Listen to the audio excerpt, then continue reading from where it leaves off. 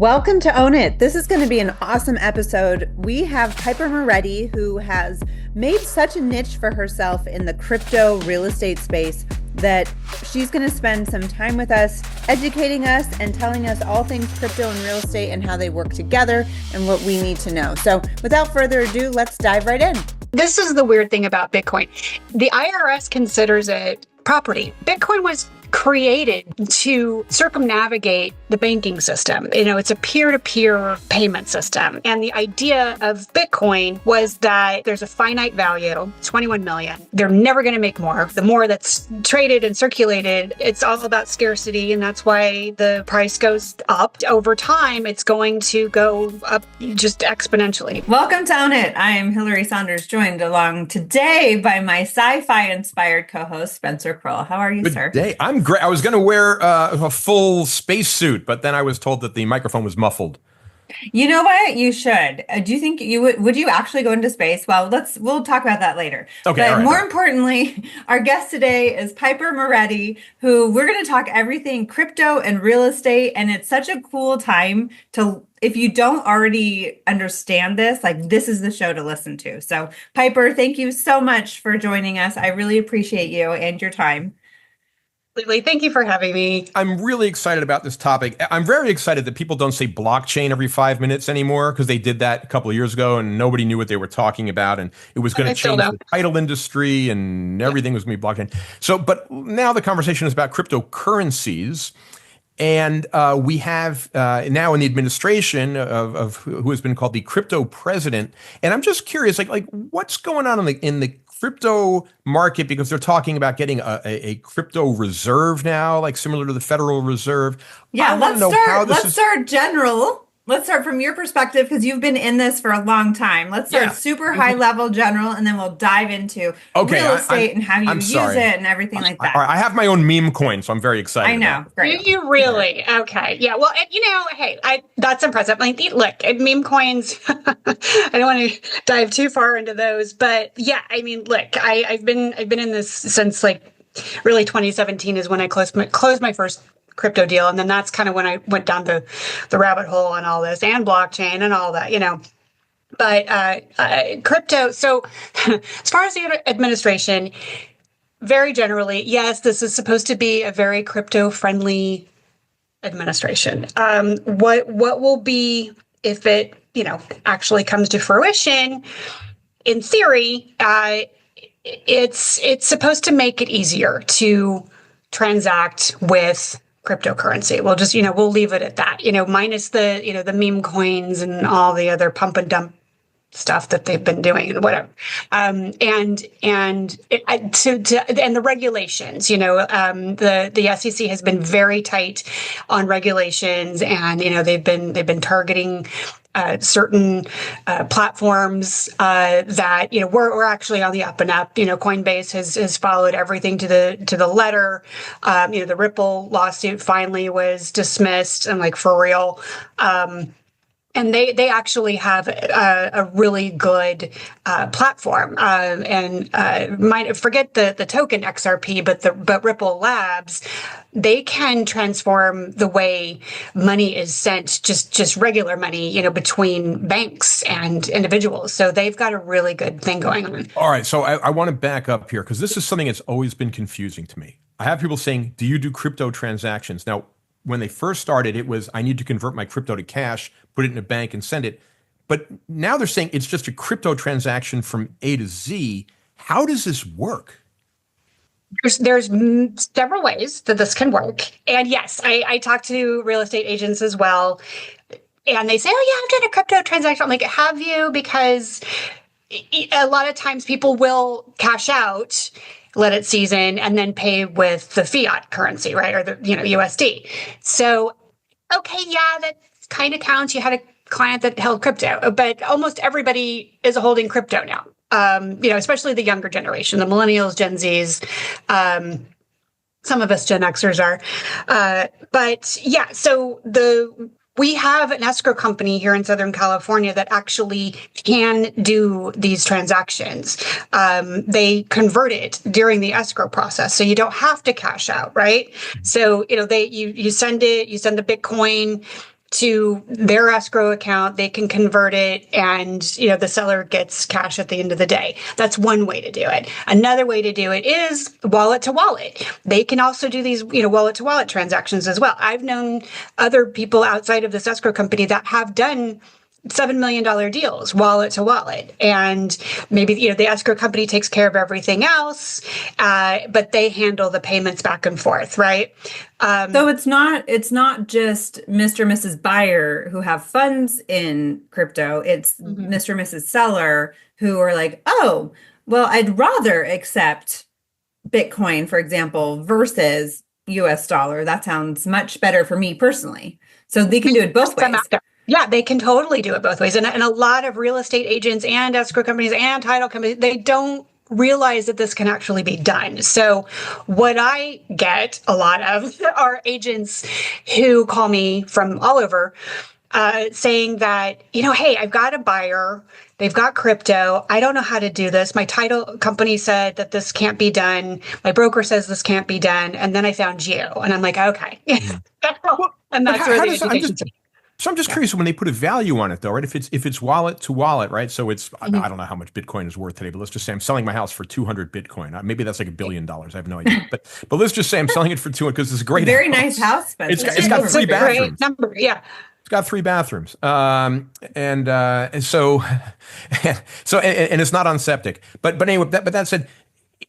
So I'm now the county. How am I calculating taxes or whatever on that? So yeah, that's the thing. It still needs to be shown in fiat, right? So there still has to be a dollar amount that's attached to it somehow. Like I can still give you, goats and chickens for a house if you agree on that kind of payment. I can give you, a sack of potatoes, whatever. And that's just the rule of law when it comes to transacting in real estate. If whatever you find of value is equal to, my house or whatever, then if I find that valuable, then yes, I will give you my house and I'll write, transfer it over. But to break it down, yeah, I mean, it does need to be shown in fiat currency for the title company and the county to recognize it, as being a legal transaction, and then therefore, being able to transfer the title. So if that makes any sense. So if it's 200 Bitcoin, whatever that equals in fiat currency, then, for the sake of argument, let's just say it's $100,000, it's like, it's a $2 million transaction, then yeah, you basically paid $2 million in Bitcoin for a nice little condo in Manhattan Beach or something. So that's an interesting, like, thought exercise is what I'm trying to say, is how do you decide on the value, or what point in time are we valuing the Bitcoin? Because similar to stock market, prices fluctuate. US dollar is US dollar unless you compare it to other dollars, right? Across the world. However, if you're looking at real estate, a transaction typically, for argument, is 30 days, right? Start to finish. Unless you're paying cash, maybe it's 7 days or 10 days, right?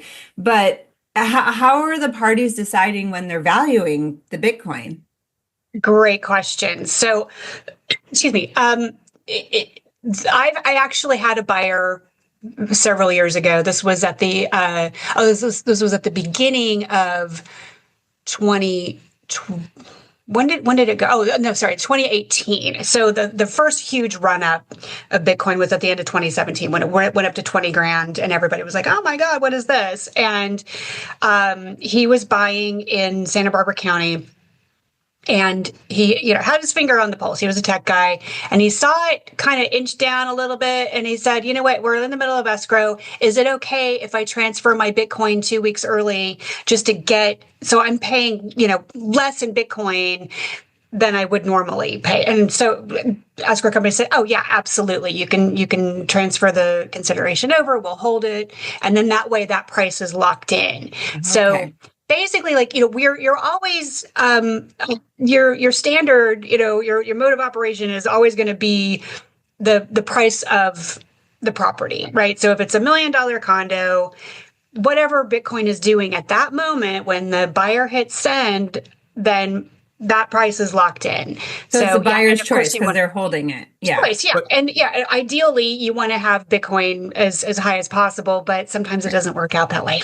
So I'm assuming you can put the money in, right? And then suddenly Bitcoin shoots up, right? So I already have my 200 Bitcoin for my $1 billion house, whatever that's worth. So I already have that in the bank, and then I transfer that, and the owner gets that, and they're like, "Wow, now I've made another $1 million for my house or something." I mean, I'm sure the swings aren't quite like that, but looking at the Bitcoin exchanges, right? So, and I guess about, I don't know, maybe 10 years ago is when all of this was really hitting, like 2017 or so. With all the volatility that's happening in the market right now, and when we're recording this, there have been a lot of tariffs hitting, and my Apple stock is worth basically nothing. I'm waiting for my iPhone to, I'm just going to use my iPhone, and I'm going to hold it forever because I don't know if I can get a new one now. But that said, is crypto more stable than what's going on in the general economy, or is it going to fluctuate? Insulated? Yeah, thank you. That's the word I'm looking for. No, it is not. It used to be. It used to be. But look, I check my portfolio more times a day than I should probably. But it used to be a hedge, and it kind of still is. If you play it, God, if you're on it like every day, I can't be on it every day. I try to find coins that I would like to just buy and hold. And because I see the value, but nowadays it kind of runs lockstep with the stock market. When the news came out earlier this week about more tariffs, my portfolio certainly took a hit. I don't hold a lot of stocks. I hold a lot of crypto, and and my boyfriend holds a lot of stocks, and we were both just cursing at our computers the other day, because it was like, what the hell is going on here? So, I wonder if that has to do with it becoming more mainstream, right? When something is, when there's a something fear is index, there's a greed index. Mm-hmm. Right, yeah. I mean, with stock market, right? Weren't we all told in our econ in college that this is a long-term play? Unless you're a day trader and this is your full-time job, Precisely. Pick something that you're personally involved or invested in, and then hold it, make decisions based on macro, not micro. And, don't freak out when it's volatile, go skiing. That's what I do. Yes. Or buy more, buy the dip is what they always say. Yeah. It's really, it's very, very similar. Yeah. All right. Here's a really terrible question. Why do we need it? Because there was always like, the government's not going to be touching this at all. You can, you're going to, and it seemed like people in bunkers were buying it. So but now that it's mainstream, question. I don't think it's a bad question. No, I'm just valid question. Okay, all right, it's a valid question then. Thank you. I'm doubting myself today. Yeah, don't doubt yourself. So look, without going too much back in time in the history, Bitcoin was created to circumnavigate the banking system. It's a peer-to-peer payment system, for all intents and purposes. Yes, and using blockchain and all that. We won't get into that, but yeah. And the idea of Bitcoin was that there's a finite value, right? So it's a finite supply, I should say. It's 21 million. They're never going to make more, and so the more that's traded and circulated, it's all about scarcity, and that's why the price goes up, and over time it's going to go up just exponentially, because there's not going to be any more. It's going to be a very scarce asset. So that was the idea behind this. But now, we've got the government, saying, hey, this might be a thing, and I don't necessarily agree with their Bitcoin reserve. I'm not sure. Taxpayers, I don't think should be saddled with that. I think it should still kind of, for all intents and purposes, being left out of that. Like its true nature is to be separate from the government, right?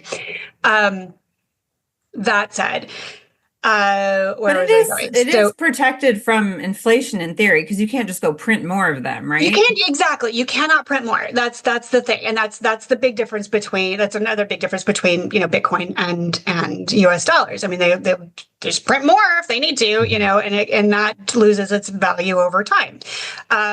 And another thing I get is, well, what's behind it? Well, it's fear and greed and scarcity, and it's the value that we put on it. It just like the dollar. There's nothing back in the dollar anymore. And then people don't, get. So yeah, so that's like kind of the history. But so what the things that excite me about crypto is that it levels the playing field for any investor, right? So you can buy in with $100, you can buy in with 10. If you really do your homework, you could buy some altcoin that can explode, and all of a sudden you've got enough money to buy a house. There's cross-border payment systems. So someone in another country can send Bitcoin to anyone in the world, and you don't have the crazy checks and balances and holds and stops and all this stuff that the banking system has, right? So you have more control over your money. And there's another concept out there. This might be another, but what excites me even further is the idea of tokenizing real estate, where people can own just a share and have their portfolio grow, and have that tied to a real world asset, and people who may not be able to afford a whole piece of property can at least get in on the game. Well, so in some level, that's kind of what Austin Allison is doing with the vacation rental space, right? Many of us can't buy a property in Aspen, but we like to vacation there. But with their program, hey, you can buy, a portion of it. So fractional ownership, I guess, is what. Fractional ownership, absolutely. Yeah, makes sense. Makes sense. Going back to real estate, though, so you're working in majority Southern California, where I will say it's very tech forward, if you will. I mean, similar to the Bay Area. Mm-hmm. What do people do across the country? Say they're in Texas or Florida or wherever else, that maybe it's not so mainstream, having a title and escrow company that know how to deal in crypto purchases. What do those agents do, or what would your advice be to them to help their clients? My advice would be, it believe it or not, is becoming way more mainstream than what it was even 5 years ago. It's incredible. I've heard of deals going on in like Missouri, and I'm like, wow, okay. I you wouldn't think that. But when people find me, I shoot them right over to Guarantee Escrow, because I know that they can handle this, because they can work as a sub escrow to any title company in the US, right? So because they have that capability, and they can move the funds. It just depends on what the needs are. Sometimes people do want to just cash out, and they don't know how to cash out millions of dollars worth, because the bank is going to go, oh, wait a minute, hold on, you've only held $10,000 in your bank account. What is this? So we help them with that as well. I know, right? I wish, yeah. I should have gotten in 2009 when I first heard of it. But anyway, hindsight is always 2020, and it's always you got to be in the right place at the right time. Shoulda, woulda, coulda. On the other hand, there was that roller coaster where, like in 2018, is worth nothing for a couple. It went down. Are there crypto lenders? Well, yes, there are. Question. Let's learn about this. There are, and I can't. So I don't think Abra's around anymore. There's a couple of them that do collateralized loans. One is tied actually to a 30-year fixed. Oh, that's Milo Credit. So they actually do home loans. And then there's another company, and I cannot think of their name right now, but they actually do collateralized loans, and they can do, 70% LTV. But eventually it's tied to dollars, because then you're paying your interest. Are you paying your interest using Bitcoin? You can absolutely pay your interest using Bitcoin. Wow. I've got $1 million worth of Bitcoin that they're holding, right? If Bitcoin goes up, I can pay off my loan with the extra Bitcoin. If it goes down, they do have a margin call, and then you got to liquidate and all that. So yeah, I mean it works very much the same as like a regular loan. except they keep your Bitcoin if there's just something about this that I don't trust at all, and I own a little bit of. I do. I have a Coinbase account. I have no idea what it's worth or anything like that because typing in my wallet code takes me about 4 years. You're better off leaving it to your children. I'm better off leaving a lot of stuff to my children, but no, including my debt. By the way, I'm trying to leave that to them also. But it just there's. For someone that is a buyer or I guess for any client, what's the advantage? And this is what I just can't figure out because I know how much a dollar's worth, right? Whatever, or at least I know what it's worth today, but I just don't get the advantage of doing this.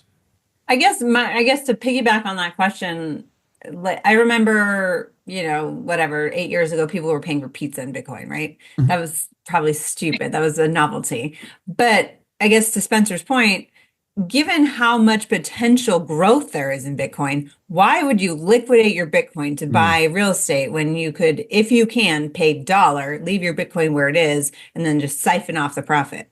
You can totally do that too. Like it just depends on what the appetite is. I have a very high net worth client who buys a lot of Bitcoin and then shaves a little bit off the top to, put in real estate or whatever he's going to do.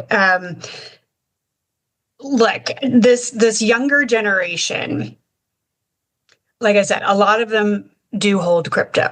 A lot of them get paid in crypto. I've had a couple of people call me, and now we have the capabilities we didn't back then. Hey, I need a rental. Can I pay in crypto? I'm like, now I can help them, because we have an escrow account that we can convert all that. But a lot of these people don't have bank accounts, Yeah. That is an interesting concept. When you go to apply for a mortgage, you don't have a bank account. And then they don't have credit if they don't use credit cards either. They don't have credit. Yeah. Can't wait for that to go. Look at Spencer's face just fell. Again, here it is. I'm just saying, I just don't, look, it's a new generation. I like it's like to use MySpace. Ike coin, right? Look. I like to use Ike coin. I don't know if Hillary, have you even seen one of these before, right? Yeah, it looks like a 50-cent piece. It is $1. The 50-cent piece, right? Here's the Kennedy 50. Here's the Ike dollar. There. I couldn't tell how big. But I'm saying I carry these around. What the heck? It's just kind of a good luck charm for me, and it hasn't really been that lucky. So it's time to give it up. There you go. Now which is Except that? Except hers is a Bitcoin. What is that? Is that a Bitcoin? It's a fake Bitcoin. I mean, they don't actually exist in the real world. So. I was going to drive down to your place and steal that from you, but I'm just saying, for someone like me, it just, I get paid. I don't get paid in Bitcoin. We should talk to our CFO about that. CJ, if you're listening, we'll be setting up. Yeah. Please pay. If it's going to be to an advantage, I don't have to pay taxes. Fantastic. And that's not. Yeah, you when you cash out, you still got to pay taxes. And cash out though. When you're saying cash out, see that's the thing. When you move it, yeah. Well, but I'm moving it. So now I'm a seller, and I just sold, and the money came in to me. And so you gave me 200 Bitcoin, and I have it in my. I don't even know what the Bitcoin's worth now, but I know it's a lot of money. But I have 200 Bitcoin now from you, and what is the government saying about that? What are my capital gains? I'm just curious how this is handled. Yeah, and I do have a tax guide that I can attach to what downloads or whatever. Oh yeah. Of course, this is not tax advice. No. Right. Yeah. This is informational purposes only. Right. Exactly. So it's a taxable event when you cash out. So if I receive some and I hold on to it for a while, long-term and short-term capital gains apply. If I hold it for less than a year and I want to cash out, buy a house in a year, I'm still going to get hit with short-term capital gains. Mm-hmm. Right. But if I keep it for a long period and say it does go up, then, and I cash out, of course you're going to pay that difference. Now there's also tax harvesting. There's, first in, first out. There's last in, last out. 1031. You can, see, that's the thing that, without saying too much about the administration, this is fascinating. Hard for me to whoever's in the office this is the weird thing about Bitcoin. The IRS considers it property, right? It's not a security. It's considered property. So, why wouldn't you be able to turn 31? You still can't do it, but I'm hoping that changes over time. You never know. I mean, I think what's interesting about this administration and whoever comes next and whoever comes after that is that they really need to decide what the regulations are and be clear so the rest of us can operate, because we're operating in such a, well, this or maybe that situation that it's not fair. Honestly, yes. Yeah. No, it's not fair, but a lot of things aren't fair. I mean, that's the whole thing in terms of any space. But here's another thing, if I can jump on this. So I know that there's Bitcoin. I know that there's Ethereum, right? You didn't think I knew that, did you, Hillary? But I don't know what the other coins are. I know there's Doge or whatever else, and whatever other coins out there, and some are good and some are crap. Well, I mean, so two things. I'm assuming you can exchange Ethereum for Bitcoin and whatever. And I know that there are these Bitcoin exchanges, but there's that guy who just got arrested and he's, he ran down to the Bahamas. What's his Sam Bankman-Fried of the world? Yeah, he's the. Thank you. And I love the way he dressed with his shorts and sandals, but which I use him as a fashion guru, if not for investing. But I mean, this just seems, and I'm a skeptic. I've got to say, I know it's been around for however long, close to 12 years or something, or maybe more, 16 years. But I just like what the hell? I mean, it just seems like, bam, you can lose it. Now, granted, I could lose my stock. The majority of my portfolio is in MySpace, for instance. Exactly. Like where is really not. Don't feel too sorry. You are where you are, Spencer. I just like to mention MySpace every podcast. But but seriously, it's like everything else though in life, right? It's an educated investment. It's a bit of a gamble because you personally don't have control over it. So you gotta, like Piper said earlier, you have to have the stomach for it, and that's all on an individual basis. Yeah. Absolutely. And it's just, I get excited about the tech behind the coin. I'm not a big meme coin person. It's just, that to me is just like, that's a Ponzi scheme, in my opinion. But you don't have the gorilla apes? Oh, those are NFTs. Yeah, those are, yeah, that was a whole other thing, and that was a big trend, back in 21, 22, where everybody had to have their NFTs, and that was a big boom and then a big bubble, whatever.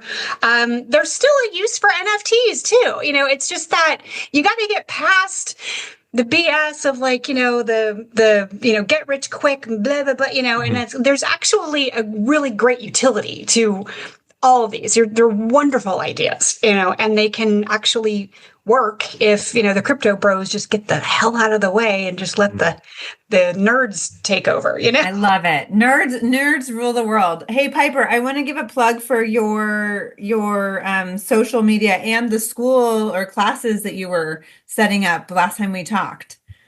And they're finally up, and you can see my little AI avatar teaching. She's much better than I am, actually. It's the realestateprogram.com or cryptoxrealestate.com, same. There's a lot of fake accounts out there, and I got rid of my little blue check because it was just annoying. But it's Piper Moretti. There's a lot of pictures of my dog and my boyfriend and travel and stuff. So I'm on Instagram, I'm on Facebook, Threads. Right, you're on Threads. You're the only person I know I've ever met who's on Threads. Oh yeah. Wow. That's good. That's great. You could migrate off of MySpace completely now. Blue sky, yeah. So yeah. I love it. We could keep talking about this forever. I think we need to just do a follow-up in 6 months to see, what's changed, what's new, who's new in the space. Because the cool thing that I like is this reminds me of when we first had our first tech bubble in the Bay Area in 2001, and then the next iteration and how we started disrupting real estate. And now we've got smarter nerds who are taking the crypto to disrupt it. And when it comes into real estate, I think it's so cool. We'll have to follow up and see what's new later on this year for sure. So fast, there will be something, I'm sure. So yeah, I'm happy to do so. I love it. Well, thank you, Piper. Thank you, Spencer. This was an awesome episode of Own It. I appreciate you all. And we will see everyone back here on our next episode. Join us on our next episode. It's going to be a unique one because we're bringing back Katie Kosev, who is our managing broker of Texas. And together with Spencer, myself, and Katie, we're going to dive into everything real estate that has been in the news lately, which is quite a lot, quite timely. This is going to be a special episode dropped in just a couple days. So keep an eye out on socials. We will post it there and take a listen. So we'll see you then.